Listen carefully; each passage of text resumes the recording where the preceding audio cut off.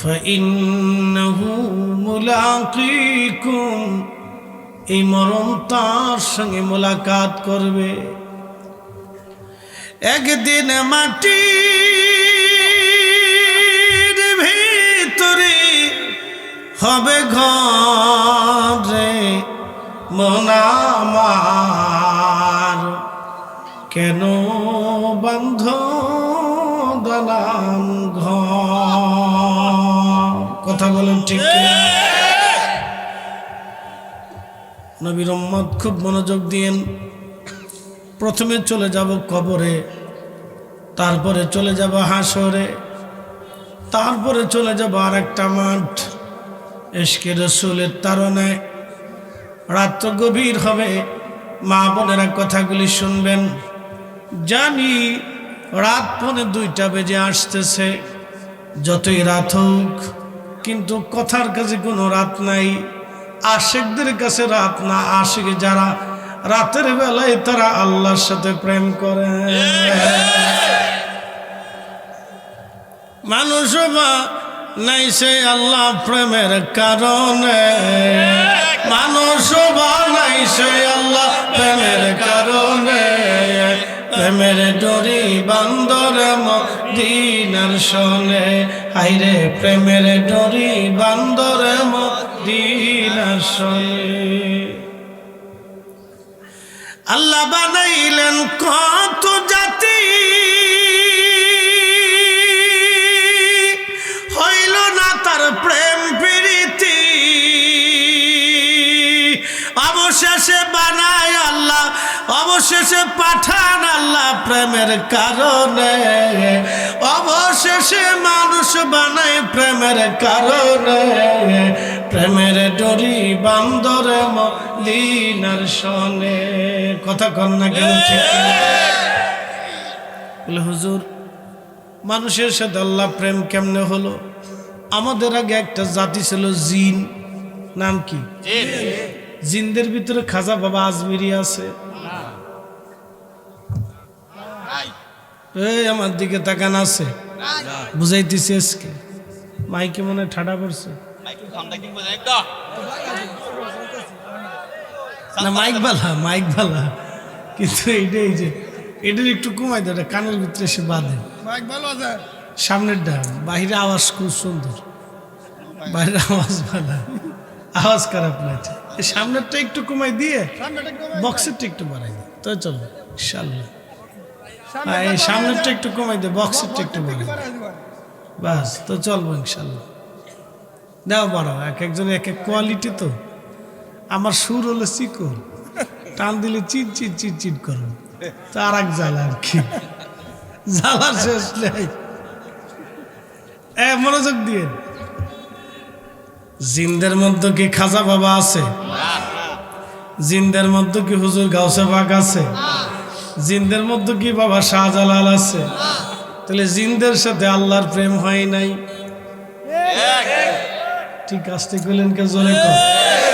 জিনদের সাথে আল্লাহর প্রেম হয় নাই।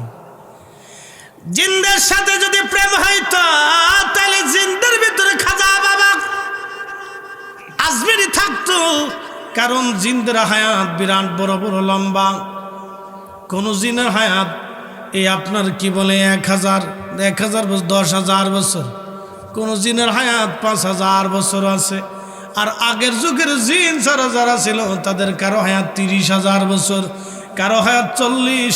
জিন জাতির আদি পিতার নাম ছিল তারান্নুস, উপাধি আবুল জিন। তার হায়াত ছিল 60,000 বছর। একবার জোরে বলেন সুবহানাল্লাহ। কত হাজার? আমরা 60,000, আমরা 60 বছর গেলে আমরা লুলা হয়ে যাই। কি কথা বললেন? এই যে দাদু পাশে বসে রয়েছে, এই যে খুব মনোযোগ দিন। এই বয়সে আর জীবনে কোনোদিন যত ভালো খাবারই খাক, মৃগ নাভেও যদি খায়, তাও 25 বছরের সেই আত্মার অন্তরের সেই স্বাদ আর সেই উৎফুল্লতা আর কোনোদিন ফিরে আসবে না। 25 বছরই এই বয়স আর কখনো ফিরে আসবে না। আমার 40 চলে, 25 পার হয়ে গেছে, 25 বছরে সে উৎফুল্লতা এখন আর অন্তরে ফিরে পাই না, কাজ হয় না, নাই বেলু নেই, অন্তরে আসে না, এখন খালি মরার চিন্তা হয়। 25 বছর বয়সে মরার চিন্তা হয় না, ওই সময় চিন্তা আসলে বিরাট বড় বিল্ডিং সিল্ডিং বাড়ি গাড়ি এটা সেটা লেতা খেতা ফেতা কত কিছু করবো। উরে বাপ রে বাপ, দুনিয়া আন্দার করে ফেলানোর চিন্তা ছিল। এখন একটা চিন্তা আসে মরণ, দূর গেল গা 40 আর আসি কয়দিন। 60 পার হয়ে যাবার পরে 80-90 দিকে যখন মানুষ চলে যায়, তখন নাতি পুতি ছেলেমেয়েরা আর পছন্দ করতে চায় না। বেটার বউ তখন বলে বুড়া মরে না, খালি বেশি বেশি কথা বলে। কথা সত্য বলতেছি, ভালো করে বুঝে যাবেন। বেটার বউ খালি মনে মনে চিন্তা করে বুড়া মরে না কেন, আর যদি একবার ঘরে পড়ে যান এর চাইতে শাস্তি দুনিয়াতে আর কিছুই নাই। কিরা সন্তান কে আর নাতি পুতি কাছে আসবার চায় না।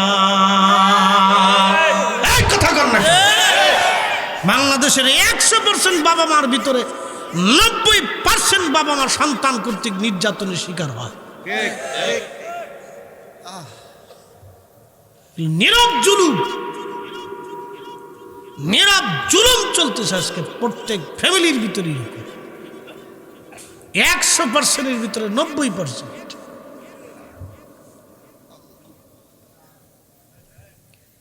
আবার সমাজে এক দল আছে, ওয়াজ বন্ধ করে দাও, ওয়াজ করে হবে কি। আরেক দল আছে কে মিলাদুন নবী বন্ধ করে দাও, বেদাত।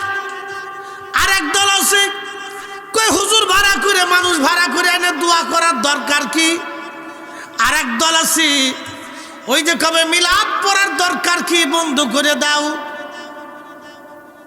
আজকে একটা পরিসংখ্যান দিয়ে দিই, আরেক দল এসে বলবো ওই পীরের বাড়ি যাওয়ার দরকার কি, সব বেদাত। আপনি বাংলাদেশের 10 বছরের জন্য সমস্ত পীরের খানকা বন্ধ করে দেন, সব ওয়াজ নসিহত বন্ধ করে দেন, মিলাদ মাহফিল দোয়া দুরুদ বন্ধ করে দেন। আল্লাহর কসম করে বলতেছি 10 বছর পরে আমার দেশের যুবকরা আর যুবতীরা রাস্তাঘাটে শিয়াল কুত্তার মতো আকাম কুকাম করবে। এই কথা কর না কেন?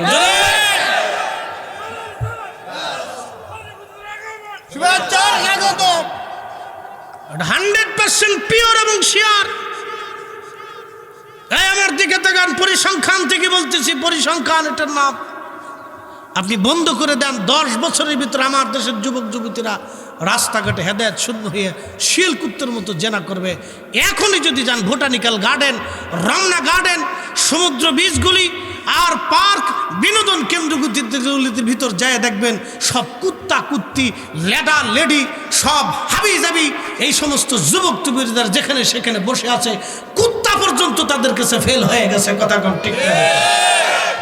চরিত্রের এত ডিমোশন যদি আরো দেখতে চান তো দুইটা ওই আপনার বাজিতপুরের স্টেডিয়াম আসেনি, করিমগঞ্জে স্টেডিয়াম আছে, বাজিতপুর গুলি বলছি, কিশোরগঞ্জে আছে, কিশোরগঞ্জে একটা কনসার্ট দিয়ে 2 নর্তকী বেডি আইনা নাচান, দেখবেন নাচ দেখার জন্য আমার এই করিমগঞ্জ কিশোরগঞ্জের লক্ষ লক্ষ যুবক যে ওই স্টেডিয়ামে খাড়াই দিচ্ছে।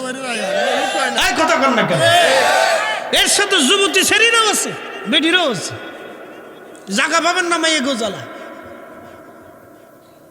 জায়গা পাবেন না। এর অর্থ হচ্ছে আমাদের ডিমোশন, চরিত্রের ডিমোশন, আমাদের যুবকদের ডিমোশন। কথা কর না কেন? ঠিক কিনা? আর এরপরে যদি মিলাদ মাহফিল দোয়া দুরুদ বন্ধ করে দেন, আরো ডিমোশন আছে। এই শয়তানের দল আইসে শুধু বলবো পীরের বাড়ি যাওয়া বন্ধ করো, এই মাজার যাওয়া বন্ধ করো, এই মিলাদ বন্ধ করো, এই মিলাদুন নবী মাহফিল বেদাত, এই বেদাতকে বন্ধ করে দিয়ে আমার দেশে সর্বনাশ ডেকে আনতেছে এই সব ইহুদিদের দালাল। কথা বলো ঠিক কিনা? আবার সামনে আসতেছে বরাত, এই দেখবেন বরাতে মসজিদ তালা মারবে একদল আছে। আমিন। ও লাইলাতুল বরাতে দেখবেন মসজিদ তালা মেরে দিছে। আজকে আপনাদেরকে একটা ডকুমেন্টস দিয়ে যাই, আমার ঘরের কিতাব থেকে লিখে রাখছিলাম অনেক দিন আগে, এটা এখনও আছে, ছিঁড়ে গেছে মাঝখান দিয়ে, অনেক দিন আগে লিখছি, এটা ছিঁড়ে গেছে। আমি কিছু থাক, এটা কাজে লাগতে পারে, তো দেখলাম না দলিলটা কাজে লেগে গেছে। মনোযোগ দেয়, অ্যাটেনশন প্লিজ, সবাই খেয়াল করে শুনে যাবেন আমাদের অধঃপতনটা কিভাবে আসতেছে তিলে তিলে। পশ্চিমা সংস্কৃতি আমাদের দেশে ঢুকতেছে, কেবল বইয়ের ভিতরে কেবল শরীফ শরীফা ঢুকে গেছে। কথা কর না কেন, শরীফ শরীফা কেবল ঢুকছে, কয়দিন পরে দেখবেন আমাদের ছোট্ট বাচ্চাদেরকে সেক্স শেখানো হবে। সি সি সি সি। হ্যাঁ, আমেরিকাতে বাচ্চাদেরকে শেখায়, এই জন্য ওরা বিয়ে করার আগে বাচ্চা কাচ্চা হয়, নাম দিছে বয়ফ্রেন্ড আর গার্লফ্রেন্ড, আমি নাম দিছি কুত্তা ফ্রেন্ড। কথা খারাপ কিছু ভাই? কোন পুরুষের গার্লফ্রেন্ড থাকতে পারে না, কোন মাইয়ের বয়ফ্রেন্ড থাকতে পারে না, সব হলো কুত্তা ফ্রেন্ড, কাতি মাসের কুত্তা ফ্রেন্ড। জুতা দিয়ে বাইরে দিতে হবে। এই সমাজ নষ্ট করার জন্য আসছে, আমার দেশ নষ্ট করার জন্য আসছে, আমার মা বোনের ইজ্জত নষ্ট করার জন্য আসছে, আমার দেশের যুবকের চরিত্র নষ্ট করার জন্য আসছে। শাহজালালের জমিন, শাহপরানের জমিন, শাহ মাকদুমের জমিন, শাহী মুগদাদির জমিন, আল্লাহর ওলিদের রক্তের ইসলাম এদেশে, আল্লাহর ওলিদের দেওয়া ইসলাম এদেশে। এই সমস্ত অপকর্ম, কুকর্ম, কুসংস্কৃতি আমার দেশে ঢুকতে দেওয়া হবে না। হাত উঁচা করে বলে ঠিক আছে।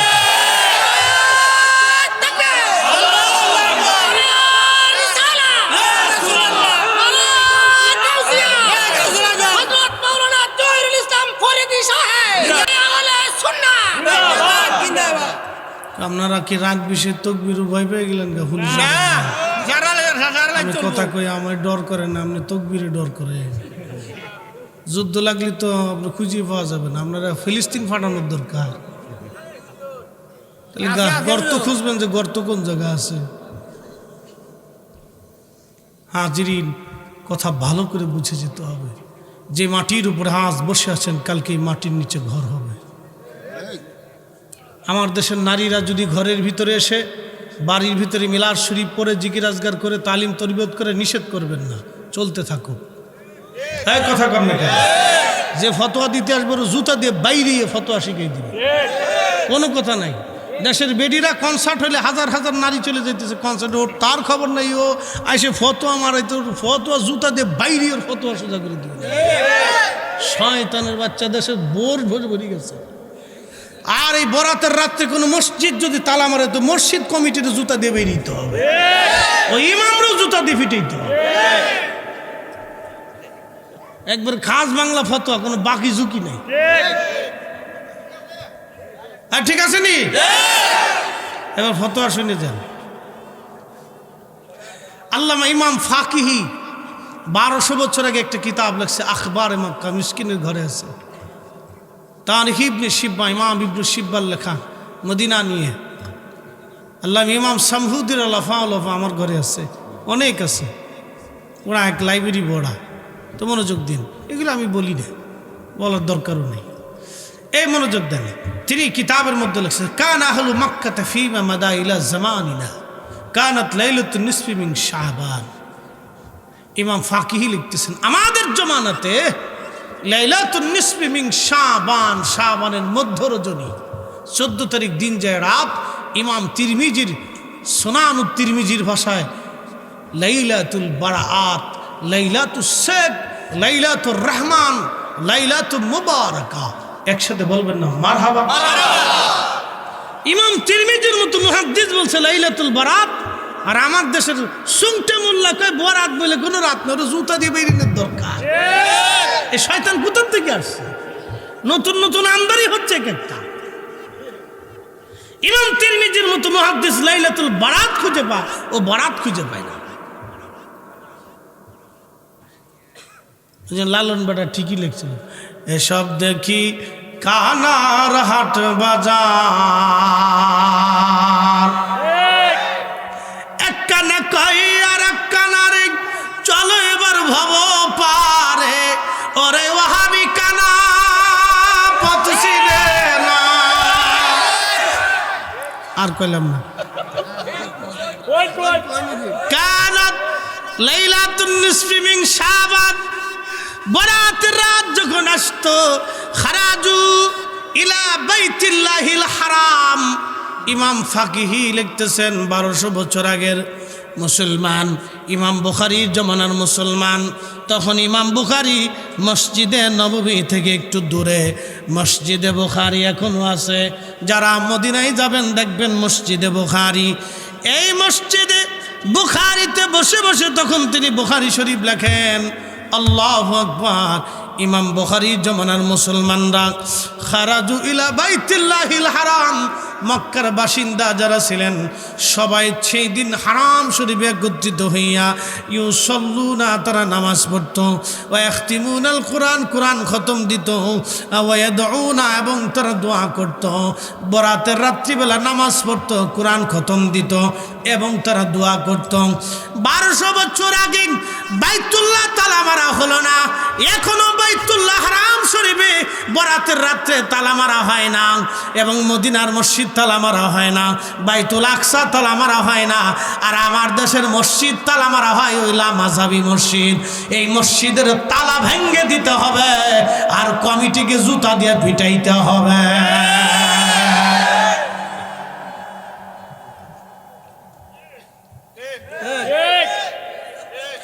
কি কথা কন না কেন? হয় ওরা ঠিক, না হলে 1200 বছর আগের মুহাদ্দিসরা বেঠিক। বলে যান। আর ইমাম বুখারীর জুতা এক পাল্লায় দিলে ওদের সব 14 গোষ্ঠী আর এক পাল্লায় দিলে, ইমাম ফাকিহির জুতা এক পাল্লায় দিলে ওদের সব 14 গোষ্ঠী আর এক পাল্লায় দিলে জুতার ওজনের সমান হবে না। সেই জমানার মুসলমানরা দলবদ্ধভাবে যে হারাম শরীফে নামাজ পড়তো, কোরআন খতম দিত, দোয়া করতো, এই সময় বেদাত হলো না। 1450 বছর পরে সে বেদাত হয়ে গেল। সব কানার দল নজদি ইহুদির দালাল শয়তানের এজেন্ডা বাস্তবায়ন করার জন্য আসছে। আমার দেশের মুসলমানদেরকে এই পশ্চিমা সংস্কৃতির ভিতরে ঢুকাই দেওয়ার জন্য ওরা চেষ্টা করতেছে। আজকে যারা বরাত মানে না, মিলাদুন নবী মানো না, নবীর দুরূদ সালামকে বেদাত বলতেছো, দোয়া বেদাত বলতেছো, তারাবির নামাজ 8 রাকাত বানাইছো, তোমরা তো বলদার তো বলদাই। ওদের কথা শুনে শাহজালালের ইসলাম বাদ দিয়া, শাহপরানের ইসলাম বাদ দিয়া, শাহ মাকদুমের দেওয়া ইসলাম বাদ দিয়া এই বলদার গদের পিছনে যারা দৌড়ায় ওগুলো হলো আরো আন্তর্জাতিক খ্যাতি সম্পন্ন বলদার।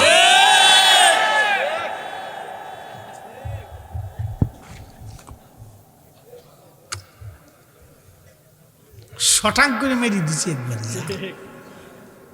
মন খারাপ করার কিছু নেই। শাহজালাল ইয়ামানি মুজাররিদি যদি বুকে হাত বেঁধে নামাজ পড়তো, 850 বছর ধরে এদেশের মুসলমান বুকে হাত বেঁধে নামাজ পড়তো। খাজা বাবা আজমেরি যদি 8 রাকাত তারাবি পড়তো, 1000 বছর ধরে উপমহাদেশের শত শত হাজার কোটি মুসলমান 8 রাকাত তারাবি পড়তো। আসতে ঠিক বললেন কেন? রাত 3টে বাজে বিদায় কি আপনারা বেজার হয়েছেন নাকি? 2টা বাজে ফজর পর্যন্ত চলবে না? সারা রাত চলবো? তাবারও কিন্তু নাই, লাগবে না তো ইনশাল্লাহ? তো আর ঠিক আছে, তাহলে বলেন না ইনশাল্লাহ? যারা ইনশাল্লাহ কইছেন তাদের আমল নামায় নেকি হয়ে গেছে, আর যারা ইনশাল্লাহ কর নাই তারা কয়ে ফেলান ইনশাল্লাহ, তো নেকি হয়ে যাবে। সারা রাত্র থাকা লাগবে না, আবার চলে যায় না যে নেকি তো হয়ে গেছে এবার যাই গে। বাঙালি তো খুব চালাক, সুযোগ পাইলি এটা জাগা হান্দাই দেয়। দেখবেন রাস্তাঘাটে বাড়ি গাড়িওয়ালা রিক্সাওয়ালা দেখবেন খালি সুযোগ পাইলি খালি চাক্কাটা ঢুকাই দেয়, সুযোগ পাইলি হান্দাই দেয়, একবারে সুযোগ পাইলি খালি চাক্কাটা সামনে ঢুকাই দেয়। কি যে জ্বালাত পড়ছি এদেশে, ওই লাভ নাই। ওরে সুবিধাবাদ, অ্যাক্সিডেন্ট হইলে আগে পকেট আতায়। কি কথা কর না? এরা মানুষ, ও শুয়ারের চাইতে নিকৃষ্ট। ও মানুষ হইল কেমনে যে মানুষটা ছটফট করতেছে অ্যাক্সিডেন্টে, এ বেচারা আগে পকেট আতাইতেছে মাল আছে নাকি দেখি না। কি কথা কর না কেন? আমার দেখা বাস্তবতা থেকে বলতেছি। আমরা বাঙালি মুসলমান কবে ঠিক হবো? আমরা মুসলিম কবে ঠিক হবো জানি না। আবার এই জাতি আবার বলতেছে আটপেশি ভালো না, সোনাকান্দা ভালো না, অমুকে ভালো না, তমুকে ভালো না, ওই সমুকে বেদাতি, তমুকে সিরিকি। নিজে ভালো নাকি আগে এটা জিজ্ঞেস করে। কি কথা কর না? ও জিজ্ঞেস করেন ও নিজে ভালো না, বাপ ভালো না, 14 গোষ্ঠী ভালো।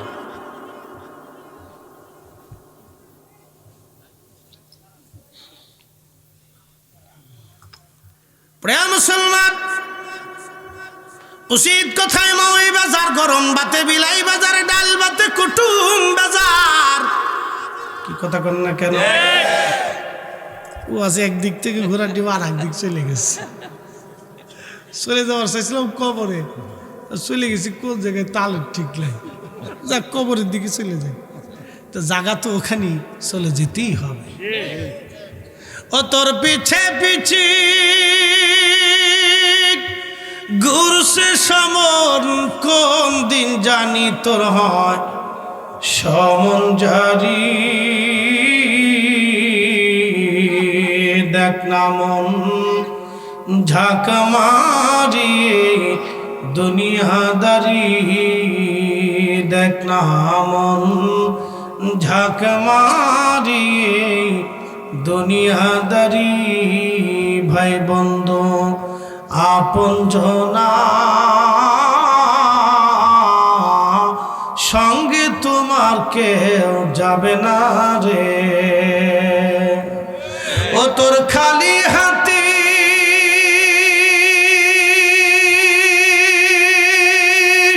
একা পথে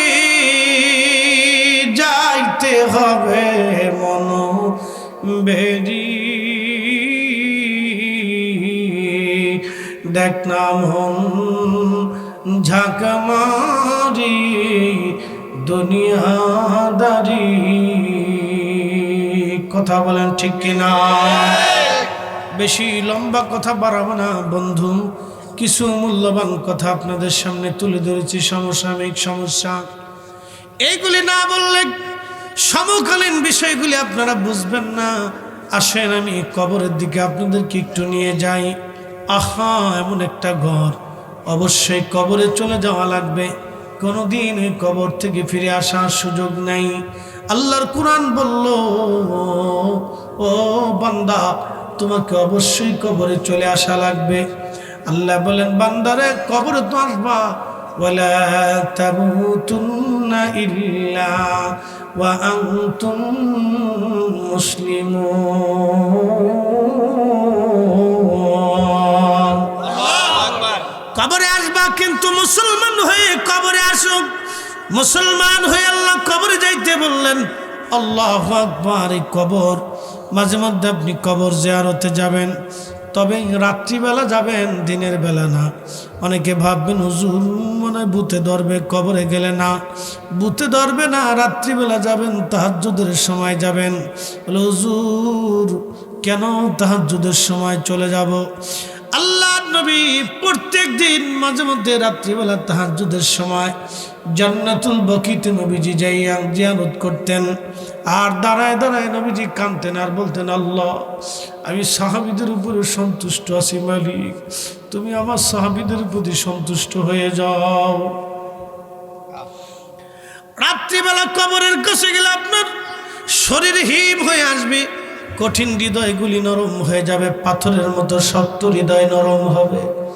ও করিমগঞ্জের মুসলমান, খুব মনোযোগ দিয়ে শুনে যাবেন। আল্লাহর নবী বলেন, নাহাইতুকুম আন জিয়ারাতিল কুবুর ফাজুরুহা। কবর জিয়ারত তোমাদেরকে নিষেধ করতাম, এখন তোমরা কবর জিয়ারত করো।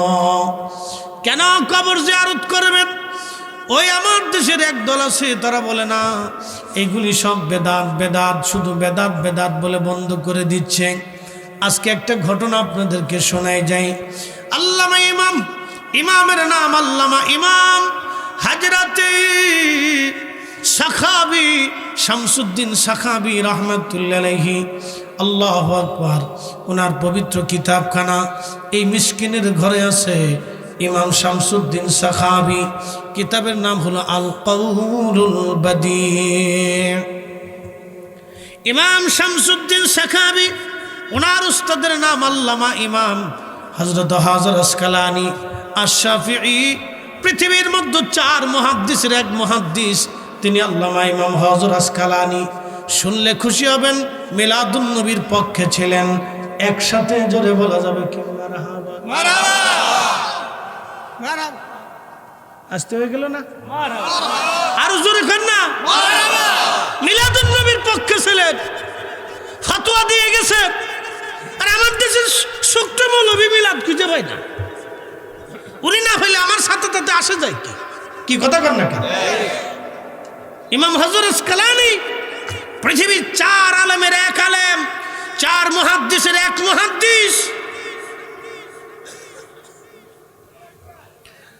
হযরত আল্লামা ইমাম হযরত আসকালানীর ছাত্র ছিলেন আল্লামা ইমাম শামসুদ্দিন সাখাবী।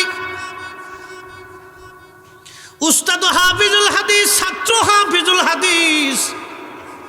ওনার কিতাবের নাম আল কওলুল বাদী। এই কিতাবের মধ্যে তিনি একটা ঘটনা লেখেন।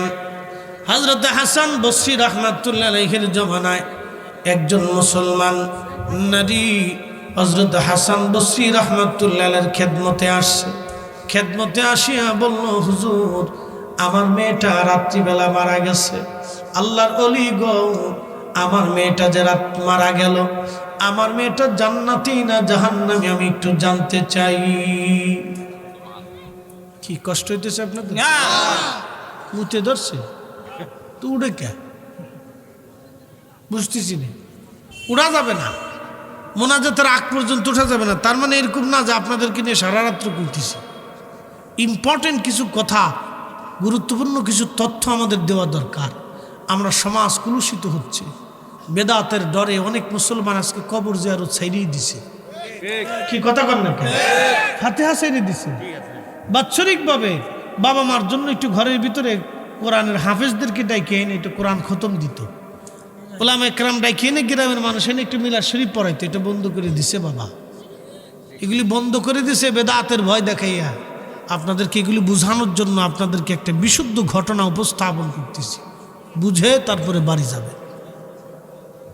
ইমাম শামসুদ্দিন সাখাবীর লেখা কিতাব আল কওলুল বাদী একবারে বিশুদ্ধ কিতাব, ঘটনাও বিশুদ্ধ। আর যে ঘটনাটা যার মাধ্যমে ঘটছে তিনি হাসান বসরি। হাসান বসরি কোন জমানার আলেম জানেন? হযরত হুসাইন রাদিয়াল্লাহু আনহু যখন কারবালায় শহীদ হন, হাসান বসরি তখন বসরানগরে বসে বসে তিনি 3 দিন পর্যন্ত খেয়ে না খেয়ে কেঁদে কেঁদে হয়রান হয়েছিলেন। তিনি সেই জমানার মুহাদ্দিস, আপনি শুনলেই হবে তিনি সেই জমানার আলিম। পানির উপরে যাই নামাজ বিছে যারা নামাজ পড়েছে, একসাথে বলা যাবে না আল্লাহু আকবার। তাদের মতো আলেমদের জীবনী থেকে বলতেছি। আর আপনার মুতে ধরছে, চাচা চলে যাক, আপনি আপনাদের মুতে ধরলে আর ধরে রাখা যায় না, আমি জানি এটা কষ্ট। বয়স শেষ, কথা ঠিক কিনা? এই বয়সে যদিও অনেক কিছুই হয় না আমি জানি, তারপরে এই বয়সে আমরা বসে রয়েছে শুকরিয়া আদায় করতে হবে রাত 2টা পর্যন্ত। কি কথা কর না কেন, ঠিক কিনা? সেদিন ভৈরবে একজনের জিজ্ঞেস করলাম, কাকা দাদু কত বয়স? কয় 90 বছর। আমি কি তুমি এখনো মরো নাই? কয় না, আমি এখনো বসে বসে ওয়াজ শুনতেছি। আমি দাদু রে, তুমি এক দাদু, বুড়ার ঘরের বুড়া। 90 বছরের সামনে বসে তো রাত 4টার সময় ওয়াজ করতেছি। হুজুর আপনার ওয়াজ শোনার লেগে বসে রয়েছি। মাশাআল্লাহ, বুড়া কি শক্ত বুড়া, তাজা বুড়া একবারে। একটা ঘটনা মনে পড়লো, এক বুড়া খুব বুড়া হয়ে গেছে, তো ছেলেদেরকে বলতেছে বাবার আরো হজের টাইম হয়েছে, আমার এই হাজিরা কাফেলা করে হজে যাবে, তা আমার একটু কাপড় চোপড় দিয়ে গাঠটি বক্সি দিয়ে সুন্দর করে একটু সাজায় গোজাই দাও, আমি একটু হজ করে আসি। তো এই ছেলেরা চিন্তা করলো, হ্যাঁ আব্বার বয়স হয়ে গেছে, তো আগে তো হাইটে যাওয়া লাগতো, তো কাফেলার সাথে ঘোড়া গাদার উপরে খুব মাল সামানা দিয়ে কাফেলার সাথে বান্ধে সেন্দে দিয়ে বাবারও উঠাই দিচ্ছে। তো রওনা দিছে। রওনা দেওয়ার পরে বহুদূর যাওয়ার পরে এক কারিয়া গ্রামের কাছে যায়, দেখে এক বুড়া বসে বসে কাঁদতেছে। তো কাছে যা জিজ্ঞেস করতেছে, বুড়া চাচা কি জন্য কাঁদতেছেন? বুড়া ভাই আপনি কান্দেন? অনেক বড় দুঃখে পরে কাঁদতেছি। বলে দুঃখ কি? আমার বাপ হয়ে আমার লাঠি দিয়ে পিটাইছে। বুড়া কালে তোমার বাপও আছে, আবার সেই বাপে তোমার লাঠি দিয়ে পিটাইতে পারে, তো কি বুড়ার বুড়া? এই বুড়াটারে তো দেখার দরকার আমার। আচ্ছা, তো যদি বুড়া দেখ পড়ছো তো বাদ যাও। তো বাড়ি যায় দেখে জল চকির উপরে এক খুনখুনা বুড়া, কিছু বুড়া আছে দেখবেন খুব টনটনা বুড়া। কি কথা কর দেখে, বুড়া তো বুড়া খুব শক্ত বুড়া, খুব জাইদেল বুড়া, একবারে খুব টনটনা বুড়া, চুলদারি সব সাদা পাইকে ঝুমঝুরে হয়ে গেছে, একবারে শক্তই জল চকির উপরে বয়ে রয়েছে। সালাম দিয়ে কয়, চাচা বুড়াকালে বুড়া ফোলাটারে এইভাবে ফিরায় কেউ মনের দুঃখে বসে বসে কাঁদতেছে, তা আমি আপনারা দেখতে এসেছি, তো এই বুড়াকালে এইভাবে বুড়া ফোলাটারে মারে? কে সাদে মারছি? এমনিতে মারছি, ও বড় বিয়াদব। বলে কি বিয়াদবি করছে? হাতার দাদার লোকে বিয়াদবি করছে। দাদা আছে ঘরের ভিতরে যায় তো বসে রয়েছে। হাই হাই আমার বুড়ো দেওয়ার দরকার নেই, মাপছে।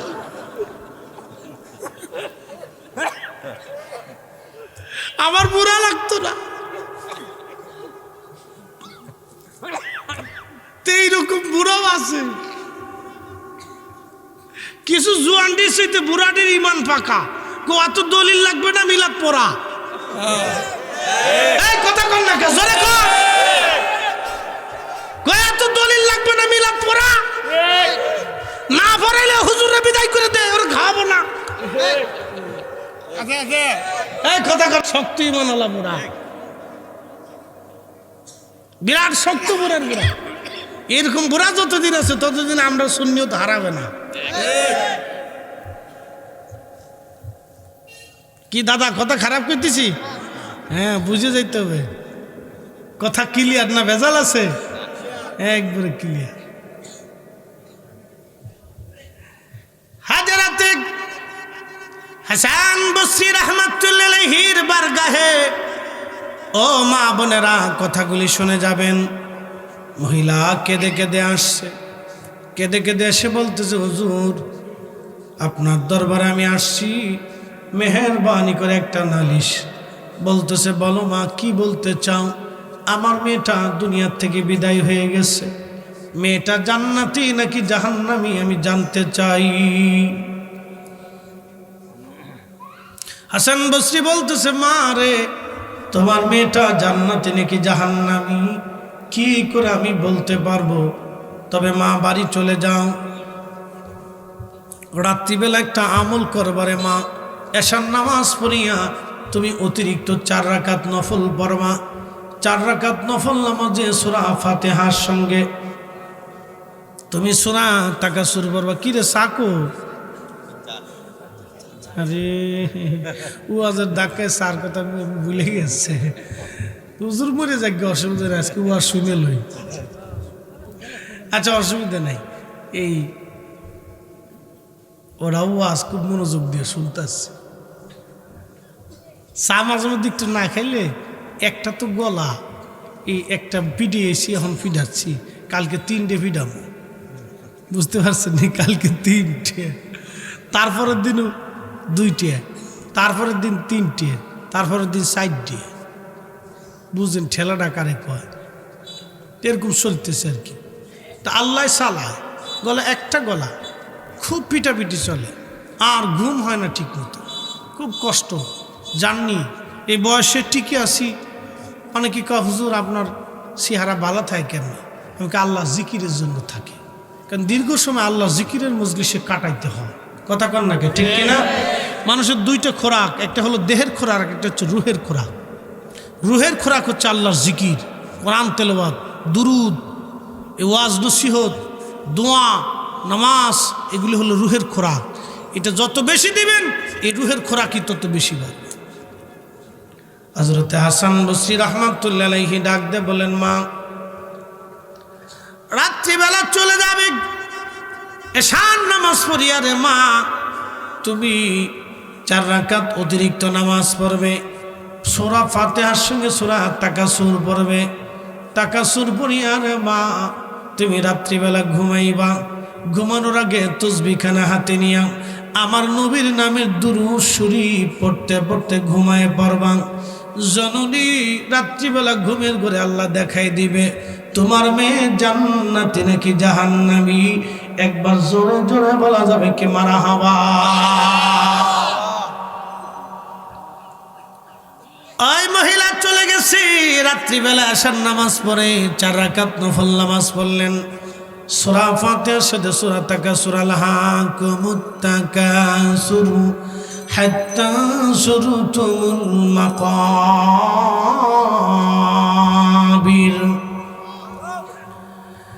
এই রাত্রিবেলা সূরা তাকাসুর পড়িয়া রাত্রিবেলা এইভাবে দুরূদ শরীফ পড়ে ঘুমাই পড়ল। স্বপ্নে দেখে রে আল্লাহু আকবার, ওই মহিলা স্বপ্ন দেখতেছে তার মেয়েটা জাহান্নামের কঠিন লেলিহান শিখার মতো জ্বলতেছে। মেয়েটা কেঁদে কেঁদে বলে, মা ও মা বড় কষ্টের মধ্যে আছি, সেই দিনের নারীরা পর্দা ছাড়ত না, নামাজ ছাড়ত না। তাদের যদি কঠিন হালত হয়, আমার দেশের মেয়েরা পর্দাই করে না, লিপস্টিক আর মেকআপ নষ্ট হবে বিদায় আমার দেশের মহিলারা ওযু করে না। এই কথা কর না, কে জোরে কর। আর ওই বিসমিল্লাহ চটপটি হাউস,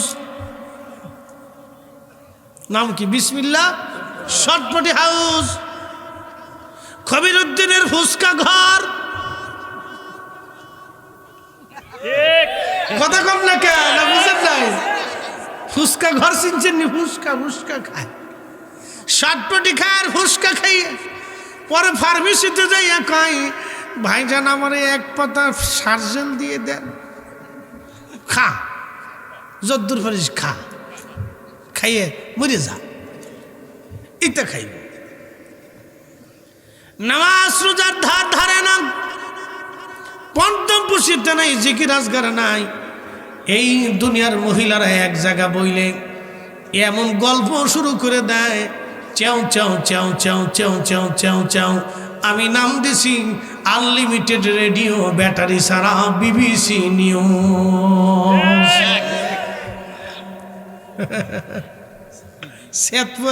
হুজুর একটা আছে, এটা আপনার বিরুদ্ধে ওয়াজ করে গেছে, এটা আর ভোট দেওয়া যাবে না। বিবিসি নিউজ নাম দিছি। আমরা গ্রামে দেশে কিছু পান খাওয়া বেডি আছে, খালি পান খায় আর গ্রাম বেড়ে ঘুরে বেড়ায়। শাশুড়ির দোষ বোর কাছে, বোর দোষ শাশুড়ির কাছে, এই ঘরের দোষ ওই ঘরে, ওই পাড়ার দোষ ওই পাড়ায়, খালি গুতাগুতি ও অশান্তি সৃষ্টি করে বেড়ায়। এটার নাম হলো কুটনা বেডি। কি কথা কর না কেন? নাম হচ্ছে কুটনা বেডি। আমরা বলি সগলখোর, আন্তর্জাতিক মানের শয়তান। ওই বেডি যতদিন আছে শয়তান কয়, চাচি তুমি থাকতে আমার আর কোনো কিচ্ছু লাগবে না, তুমি চালাইতে থাকো, পান খাও আর ঘুরে ঘুরে অশান্তি বাঁধাইতে থাকো। এই কুটনা বেডি এদেশে বহুত আছে। এই বেডিদের কবরের ভিতরে সবচেয়ে কঠিন আযাব হবে সগলখোরদের, যারা অশান্তি বৃদ্ধি করে বেড়ায়।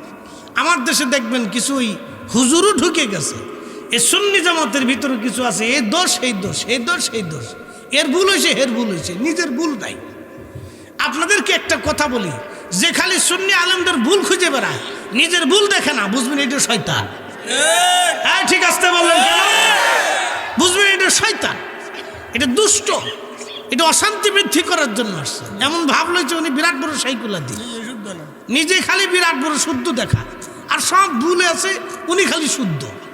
এগুলো হলো সব শয়তান। সুন্নি জামাতের ভিতরে একটা অশান্তি বৃদ্ধি করার জন্য, এই সুন্দর একটা জামাতকে নষ্ট করার জন্য এগুলো উঠে পড়ে লাগছে। এগুলো সব শয়তানের দালাল। সাবধান থাকবেন এগুলি থেকে, আপনারা খুব সতর্ক থাকতে হবে। আমরা পীর আমাদের যার যার, সুন্নিয়ত আমাদের সবার। কথা কেন না কেন? ঠিক কিনা? হাত উঁচু করে বলেন ঠিক কিনা?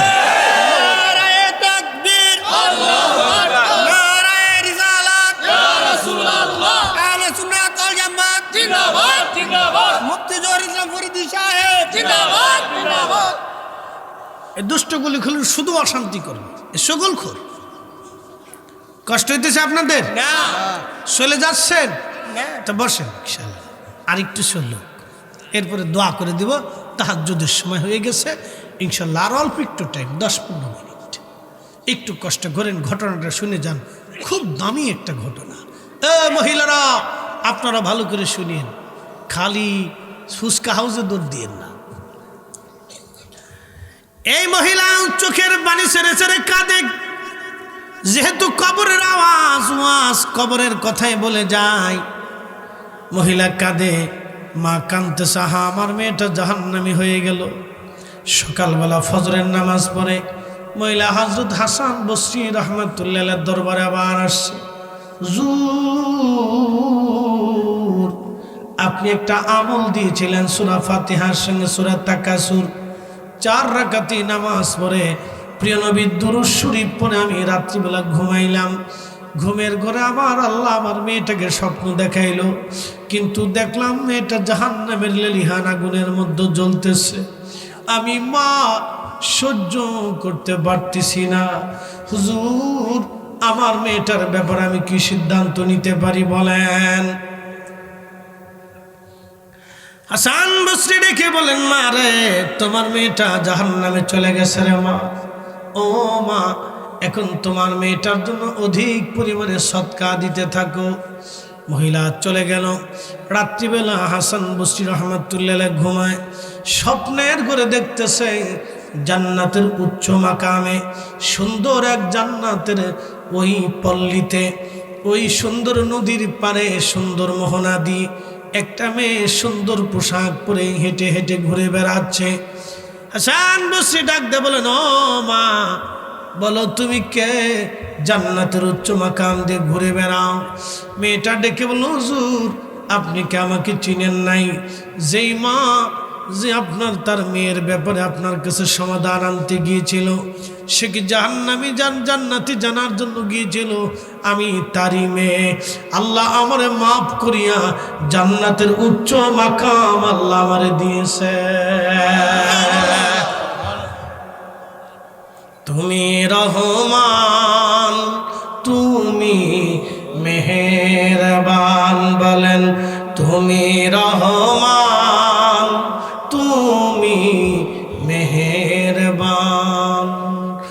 অন্ধ গাহে না শুধু তোমারি গুণগান, অন্ধ গাহে না শুধু তোমারি গুণগান, বুঝেও বুঝে না তবু শান। তুমি রহমান, তুমি মেহেরবান, তুমি রহমান, তুমি মেহেরবান।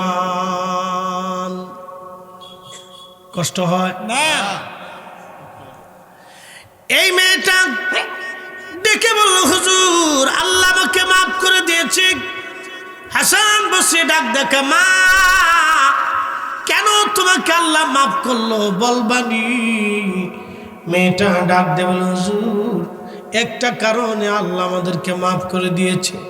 আমি যেই গোরস্থানের কবরের ভিতরে আমাকে দাফন করা হয়েছিল, ওই গোরস্থানে শুধু আমি না, আমি ছাড়া আরো 70,000 কবর ছিল ওই গোরস্থানে।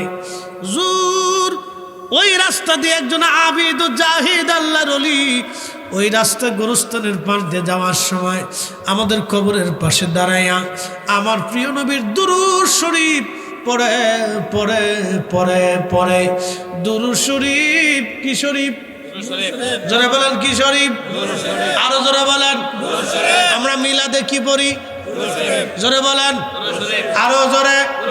মিলাদ চলবে না বন্ধ হবে? জোরে বলেন, চলবে না বন্ধ হবে? ফতোয়ার গোষ্ঠী কিলে কি কথা কর না? বেদাতের ফতোয়ার গোষ্ঠী কিলে ও বেদাতের ফতোয়া গাট্টি মুখে নিয়ে শুয়ে থাকবো, আমরা মিলাদ পড়তেই থাকবো। ঠিক আসতে বলেন কেন? জোরে বলেন, হাত উঁচু করে বলেন, চলবে? জোরে বলেন, চলবে? আরো জোরে বলেন, চলবে? হ্যাঁ, চালাইতে হবে। না চালাইলে আপনার কবরওয়ালারা বদদোয়া করবে।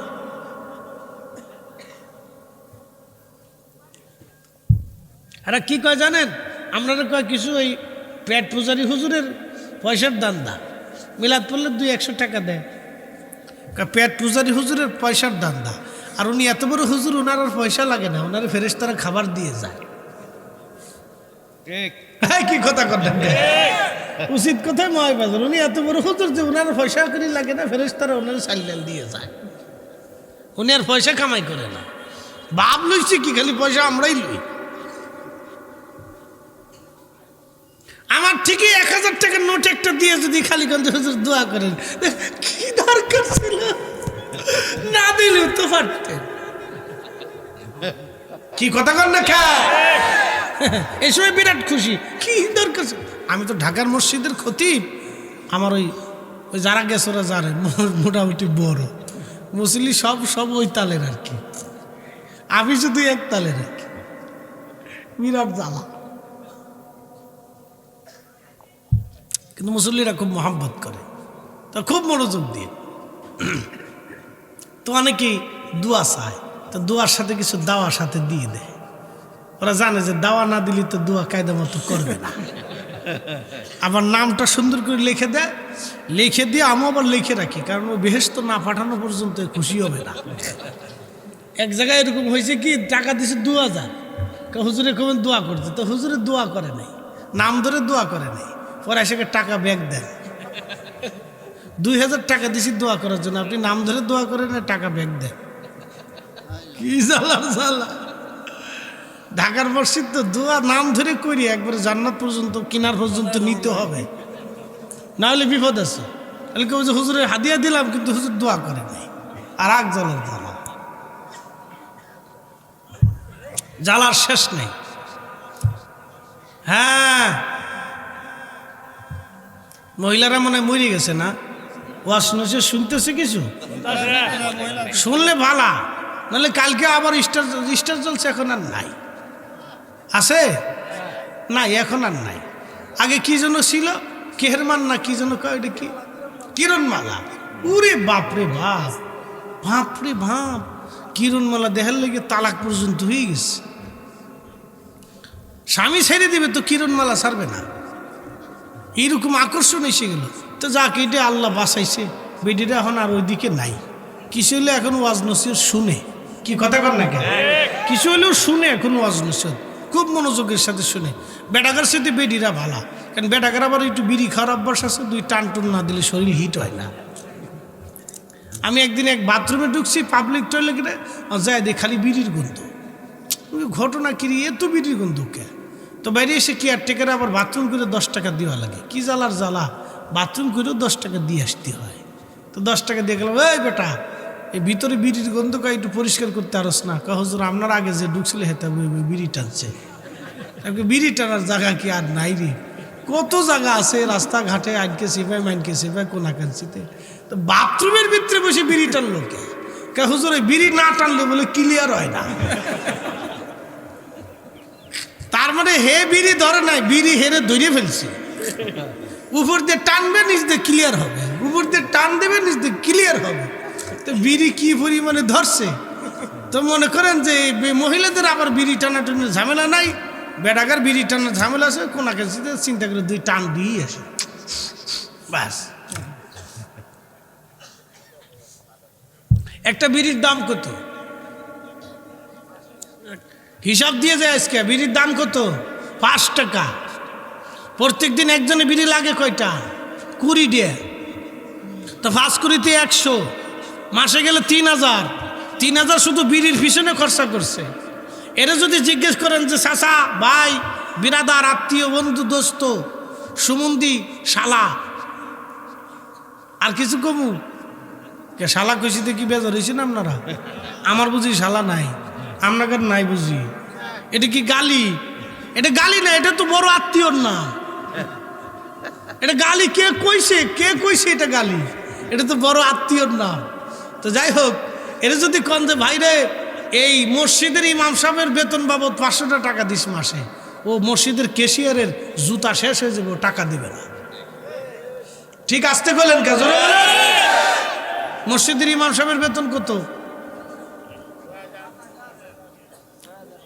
2000 টাকাতে কি হয়? কারণ তো একজনের বিড়ির টাকাও না, কিন্তু ইমাম সাহেবের মাসের বেতন 5000 টাকা। একজন ইমামের বেতন আপনি দিলেন, আপনি হিসাব করেন তো 5000 টাকা ইমামের পরিবার কিভাবে চলবে?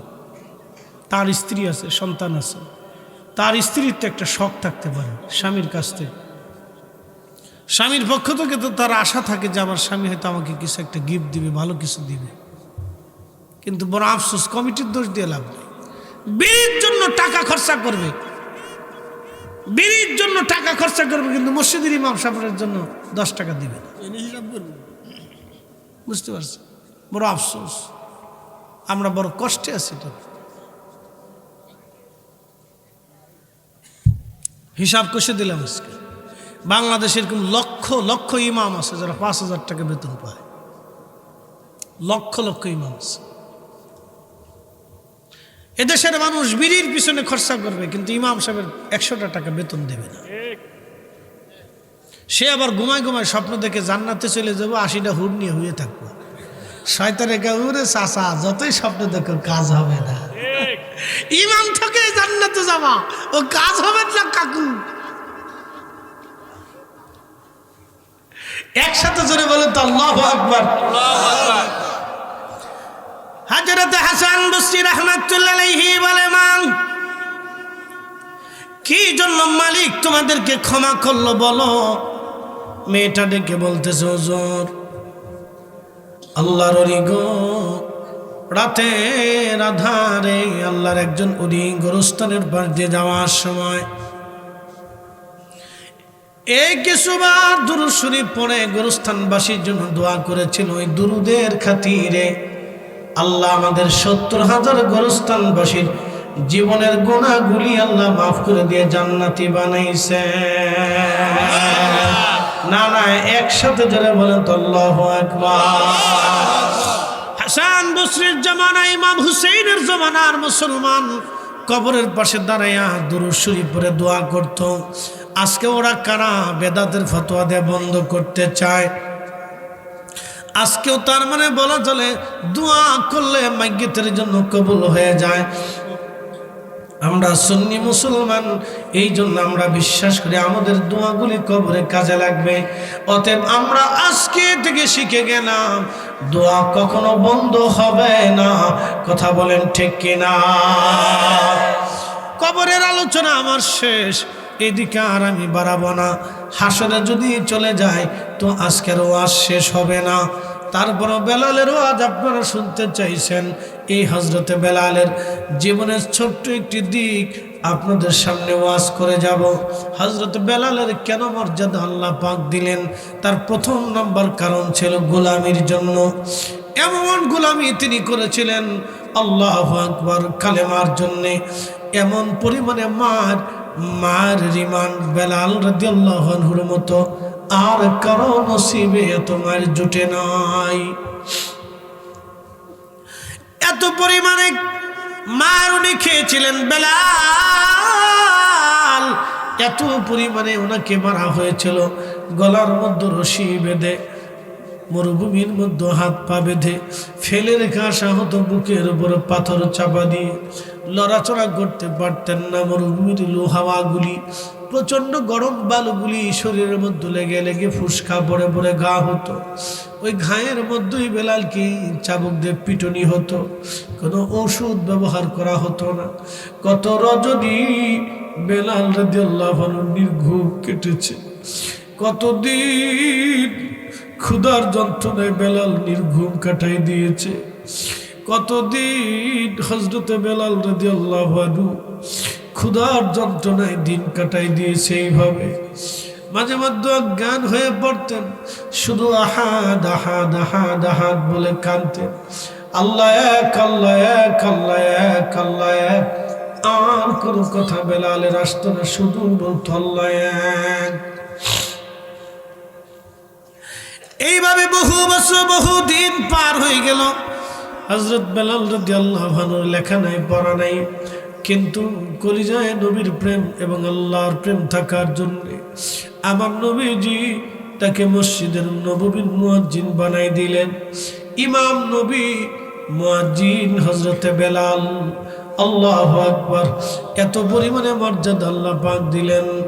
বেলালের মতো আশিক যদি আমি হইতাম, বেলালের মতো আশিক যদি আমি হইতাম,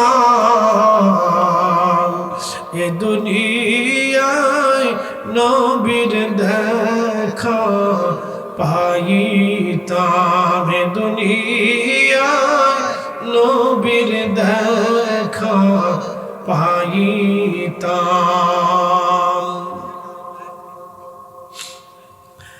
এ মুসলমান,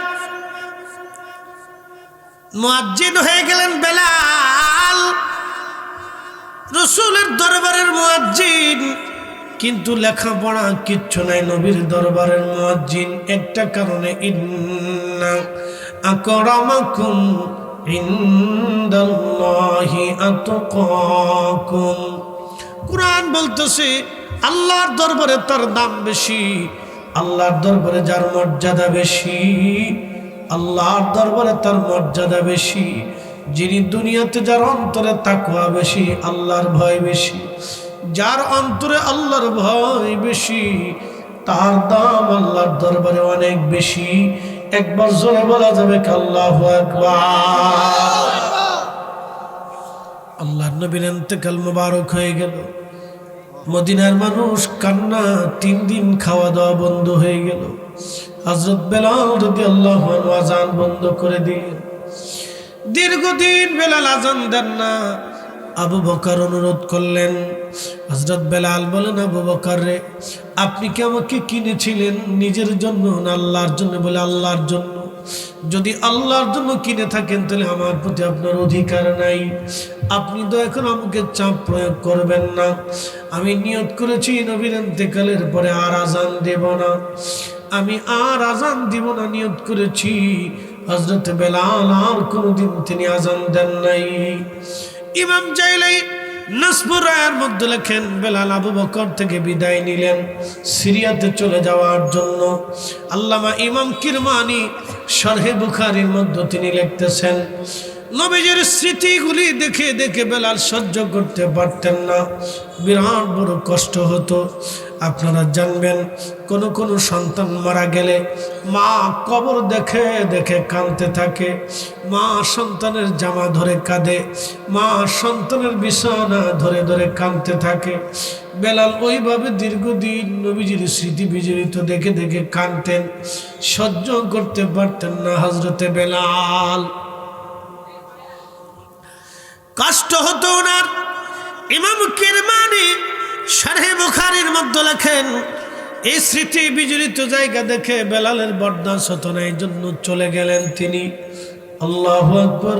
উনি যখন চলে গেলেন সিরিয়ার দামেস্কতে, রাতের আধারে ইমাম তাকিউদ্দিন সুবকি শিফাউস সাকামে লেখেন, রাতের গভীরে স্বপ্ন দেখে আমার নবীজি রাহমাতুল লিল আলামিন হযরত বেলালের কুরে ঘরে তশরিফ এনেছেন। চিৎকার মেরে জোরে বলেন না ইয়া রাসূলুল্লাহ। আমার নবীজি ডাক দিয়ে বললেন, বেলাল, এ কেমন জুলুম তুমি আমার সঙ্গে শুরু করছো রে বেলাল? কতদিন হলো তুমি আমার জিয়ারতে আসো? বেলাল, আমি নবীর জিয়ারতে কথা শুনিয়া নবীর আশিক সুদূর সিরিয়ার দামেস্ক থেকে রওনা দিয়ে মদিনাতুল মুনাওয়ারায় ফিরে আসলেন।